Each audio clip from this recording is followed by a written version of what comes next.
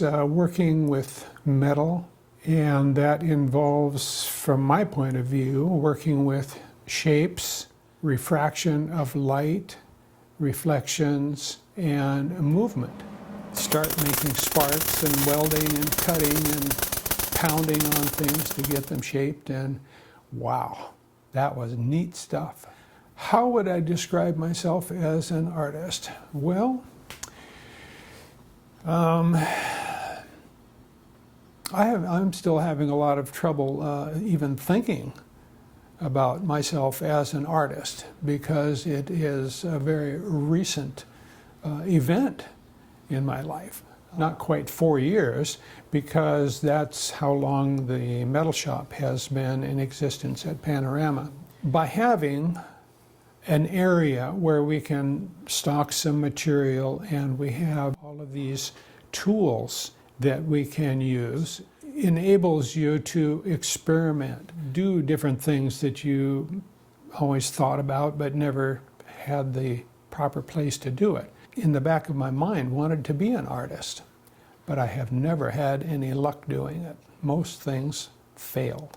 All of a sudden, here I was at Panorama with facing retirement and given an opportunity to have an environment that just stimulates artistic things to happen.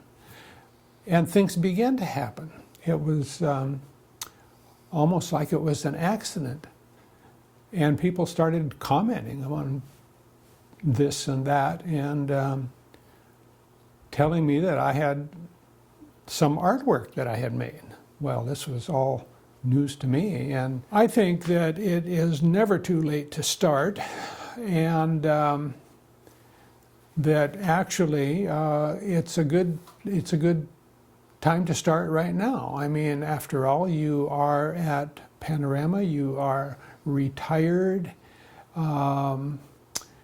You need to keep your mind active, and you need to keep your body active. And you should, in my opinion, be coming down to the metal shop and the wood shop and explore and see what is available here, and what you might be able to try to do. It's not just how a surface will feel, although that is also true, but texturing of a surface causes many other things to happen. You get different colors that can show through, and can show different ways of blending. You might have shiny little parts, maybe on a very dull surface. You can have a surface that will cause shadowing of adjacent spots. Reflection, light, different textures on metal will reflect light in a different way, and so you can see light spots, dark spots, you can see shiny spots, you can see sparkles. So texturing is important for what it does to light and how your eyes perceive it. Texturing also can be involve mechanical properties. Some of the texturing that I do on copper, because it has an interesting way of making light and dark patterns, and even refractive sparkles sometimes, but also maybe a big reason that I'm doing it is not just for that, but it is for strengthening a piece by putting ridge lines in a thin material. You can take a thin material that's just bendy and make it very strong, so that it won't bend. So all of that has to be taken into consideration with what the material is and what visual effects you want from it and what strengths you want to impart into the object that you're working on. I may make a rudimentary model out of maybe some pieces of wire or some pieces of wood out of the scrap barrel in the wood shop, just to get a sense of proportion and work through in your mind how joints are going to come together and movements, things like that. Like maybe a butterfly or a fish, kind of have in your mind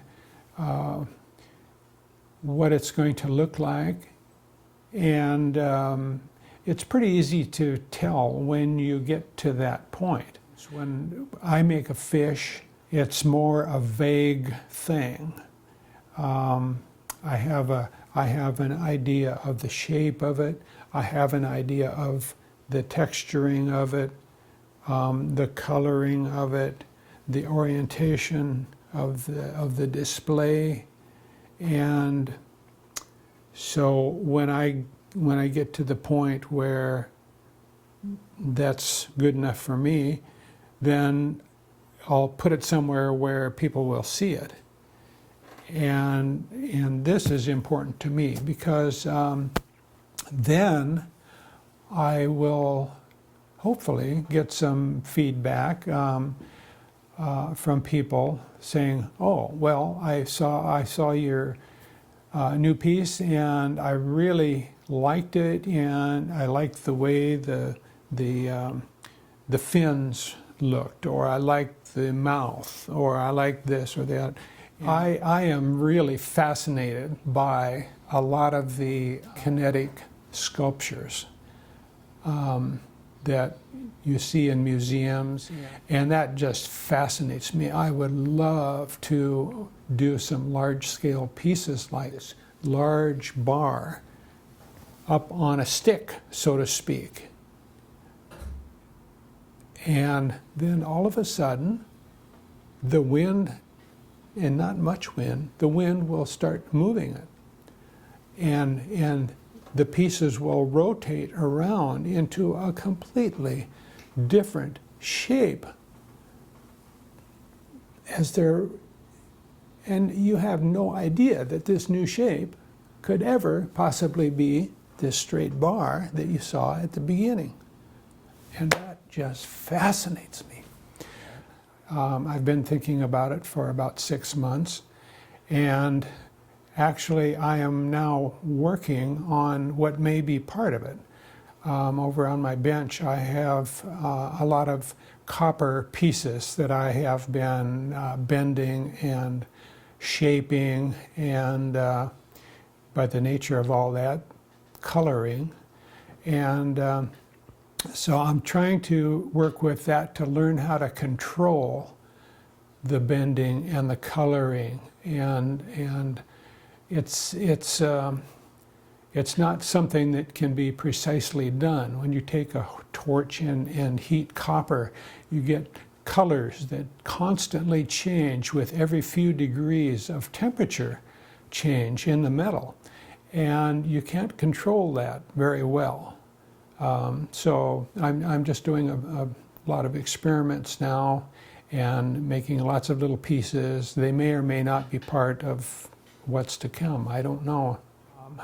Mobiles are really, really fun to make and are easy but yet challenging. I mean, you have to think about balancing and shapes and colors, and I even have a spiral mobile down here that I personally made out of a piece of red paper hanging from a piece of fish line. I think it's very interesting, and it was fun to do, and it's certainly fun to look at. The scale of the work usually is predetermined by what it is, whether it's a figure of an animal or mobile, and then of course you have to think about where it's going to be used, size limitations, interference, where will light be coming from, if it's outside, wind patterns, wind strengths. When things don't go as you thought they would, that can lead you down a couple of different paths. One is that you start thinking about what you're doing in a different way, and maybe, as they say, going with the flow and changing what you're doing and how you're doing it. The other thing that can happen is that you just ruined it. We have an example of this right here in the metal shop. Up in the window up here, there's a raven that I started making a wire sculpture of a raven. One of my people that I associate with here in the shop thinks it looks more like a duck, but I got to a point where I had the head kind of done and the body was flowing well, and I got to the wings and I just wasn't happy with. So it's been sitting on the windowsill for a year now, waiting for an inspiration. And it'll come one of these days. I'll wake up at night and say, well, try this. And so that happens a lot. I have at least half a dozen projects here in the shop that are on that basis, where I have started something and it's not going quite right, and I have not had the inspiration yet to make it work. But that's all right. You just keep working on it. One day it'll pop into your mind.